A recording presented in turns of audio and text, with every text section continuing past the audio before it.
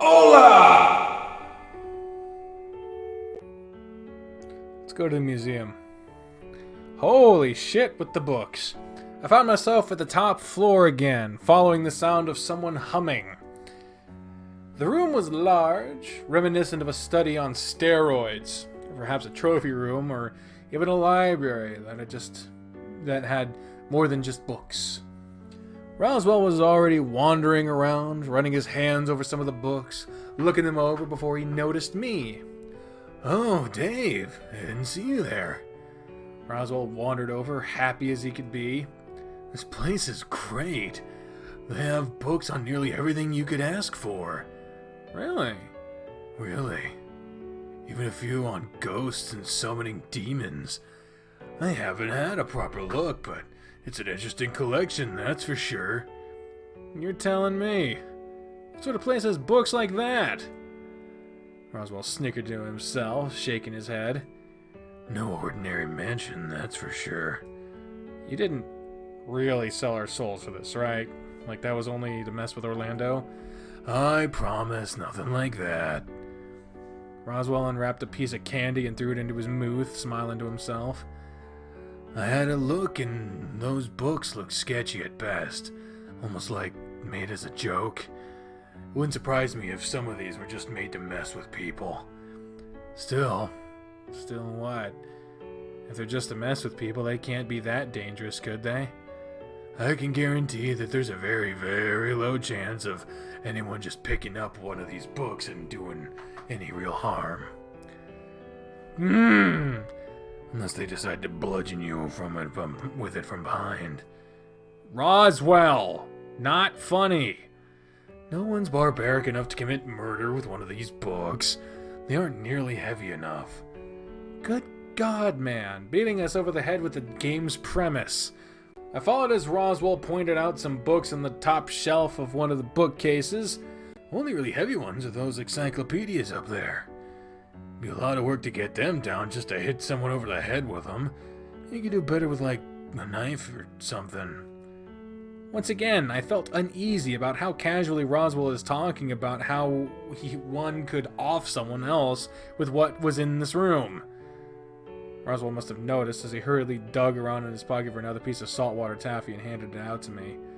Sorry, too much detail. Just maybe a little. Don't worry.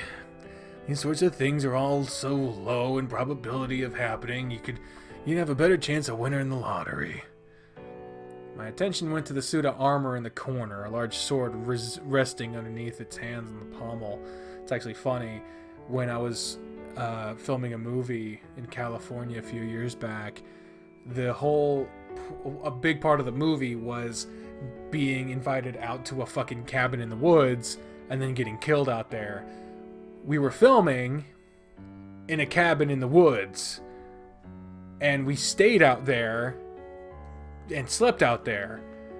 So, like, the director, who's also the lead actor, was like, man, it's funny how we're filming a movie about everyone being stranded in the middle of the woods with no working phone or internet and then getting killed. And we just happen to be in the middle of the woods with no good working phone or the internet in a cabin in the woods, well away from the town. And I was like, you alcoholic motherfucker, you don't even look at me for the next few hours. I was not happy with that. What about something like that? As I pointed it out, Roswell followed my gaze and nodded slowly. It's possible. I mean, borrowing that sword seems easier than climbing a ladder just to get a heavy book, right? The way Roswell seemed to thoroughly consider the option was almost worrying. His brow was furrowed, and he scratched his chin before flashing me a polite smile. Well, maybe. Have you ever used a sword before? Ones like those can be kind of weighty. Not to mention you'd have a hard time prying it away from the armor. Makes you say that? Well, because it's just a display. Chances are that sword is tied down to something, or in some way attached to stop it from falling over. Normally, someone wearing the armor would just be pushing it down, keep it standing upright like that. I guess that makes sense. So, Roswell, Anything else deadly in the room I should know about? Roswell laughed at my attempt to lighten the mood, and I found myself smiling too. Deadly? No. Although if you're ever looking for information, or even just need things to look at, this is the room. I want to keep exploring this room. Still plenty of things to check out. What about you? I guess I'll keep looking around the mansion. I haven't really thought that far ahead. Well, if you get bored, you'll know where to find me. Give me a quick salute. Roswell wandered away, disappearing behind the bookcase while I turned around and left the room. Only place left to check is the vault. Here we go. Somehow, at some point, I found myself looking at a familiar-looking door. Something about the room seemed weird. Almost as if a haze lingered in the room, but as much as it felt off, my body dragged me across to the keypad next to the door. Maybe I should just try putting in something, given I'm here. I don't fucking know. I don't know what the fucking password is. Nothing gave me a fucking... Nothing I have done gave me the feeling that I should have a password. Unless I'm supposed to, like, click around to some secret shit. I don't fucking know. Password. It beeps an error. Clearly not happy with what I put in. Not that I really knew what the password was, but it was better than standing around doing nothing, right? Can I try multiple things? Like cherry pie? Nope. What about the fucking sword? Nope. Okay, fine. Whatever. I don't fucking know.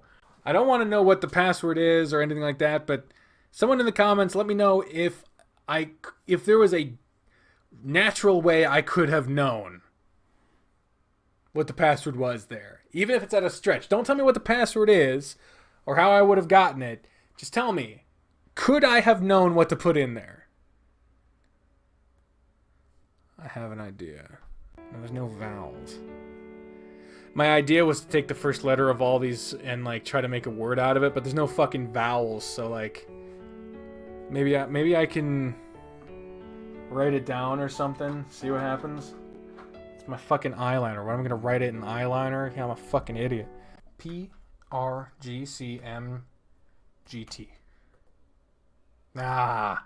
It was a fucking thought. Damn it.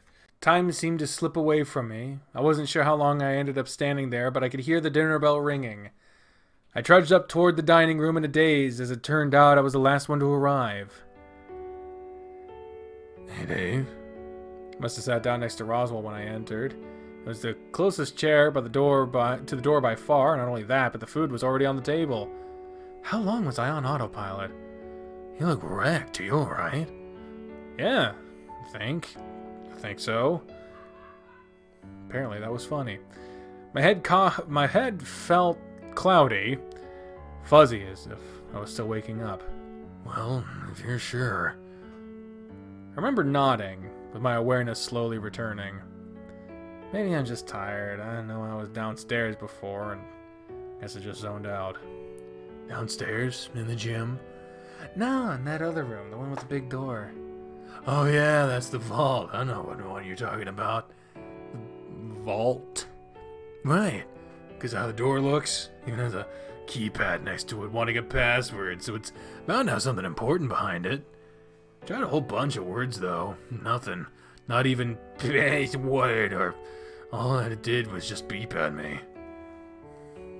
What's that? I don't even know. I'm curious. I thought it might have worked. Oh, sorry. Why is that? I don't even know that was possible.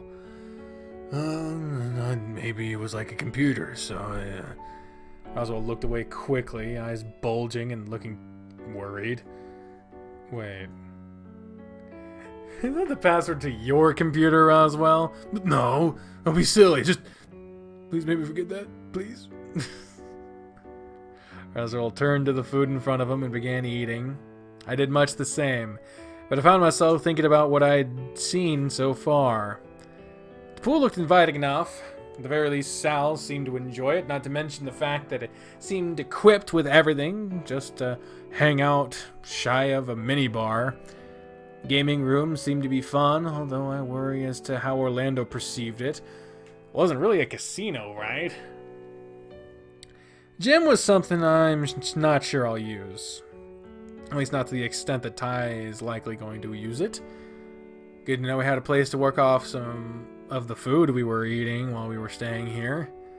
If I wanted a place to relax, the conservatory seemed like a good place to go. Might have to fight Haas for the space, depending on if he was using it for rehearsals, though. There was the museum, full of stuff that, honestly, I didn't expect from a place like this. Still, probably more things there for me to find if I looked hard enough. The greenhouse was cool. Shouldn't be, it's a greenhouse, should be kind of warm and humid. It was almost like a private jungle. Given Dean's interest in the place, there was every likelihood he'd use the seclusion to, well, he'd make the most of it. Yeah, especially if we were the only ones in there. Once again, I zoned out, the rest of dinner being a blur. I vaguely remember everyone saying goodnight, and I think I replied. Being alone in the dining room put me on edge. I don't know why, but maybe it was the isolation. As my vision focused, I realized that I wasn't the only one in the room after all. Oh. The otter gave me an appraising stare, his gaze drilling into me, a mix of curiosity and concern. Are you well? You seem distressed. My mouth felt dry suddenly. I quickly looked around. Yeah, I'm fine. Another long stretch of silence passed. Despite being on the opposite side of the table, it felt he were right next to me. And not in a good way. Just fine. Tired, maybe. I don't know. Then may I suggest you return to your room and retire for the night? The others have all done the same, and the mansion is far too large to be wandering around by oneself in the dead of night. Is it dangerous? There was no response shy of his polite smile, but in a way that smile made me tense up more, making me feel more uneasy. Oh, I wouldn't say dangerous, Master Dave. No danger at all, so long as everyone's in their bed. My gaze narrowed, confused. How he phrased that seemed off. He'd make it sound like they're not all in their beds. Again, the polite smile returned. His voice was level and calm. At the very least, you aren't. Benson turned briskly on heel and slowly wandered away. The moment he was out of sight, a chill ran down my spine. I made my way out of there as fast as my legs would take me, until I was in my room. The moment I got on the other side of the door and closed it, I started to pace. I was just imagining things. It was all in my head, whatever it was I was feeling. This is just an unfamiliar house, and I hadn't settled in yet. Despite reinforcing this in my head, I yelped when I heard a knocking on my door. I froze, staring at the door, unnerved by Benson's behavior downstairs. Gulping, I croaked out, "Come in." It's Dean. Dean eased open the door and closed it shut behind him, eyes trained on me and looking irritated. Hey, Dean, You were out of it at dinner. What's wrong? Nothing at all. Dean clicked his tongue before shaking his head. No, I know something's up. I've known you long enough to learn that much, Dave. Spill it. I shuffled uneasily on the spot, avoiding Dean's gaze. Does something feel off about this place to you? About Benson? The question seemed to take Dean aback. He blinked and seemed to think it over. While he was thinking, I continued. He's the only staff. We've seen no one else. Dean crossed the room and placed his hands on my shoulders, waiting until I looked at him proper. Are you okay? Yeah. Think so. Why? Just rattled? Yeah. Dean kneaded my shoulders, massaging the tension I had been holding in my neck. Maybe he wanted to do more, say something, but his eyes held fast to the spot on the floor nearby. Alright. No, if you want to talk, I'm just down the hall. Flashed him a wry smile, seeing if I could lighten the mood. Just talk. He stopped suddenly, looking down at me before meeting my smile with one of his own. Then that smile grew into one of Dean's signature grins. Just talk, huh? Well, I suppose if talking isn't enough, we could do something else with our mouths. I laughed, and a lot of my worries fell away right then and there. The tense music is still here, though. He leaned down and gave me a quick hug before holding me gently at arm's length. Everything will be fine, Dave. But if it ever bothers you, you know where I'll be. You know how I am. But don't think for a second that I'm not looking out for you, alright? Promise. With another nod, he was gone. A faint fluttering in my chest made me feel warm and comforted.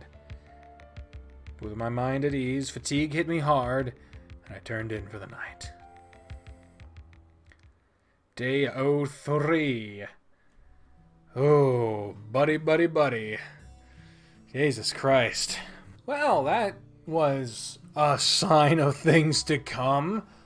Who knows what the fuck will actually... Well, a lot of people seem to have already played this, but I haven't. I don't know what is to come, but we will see what will come in the next episode. Thank y'all very much for watching, and until then, bye.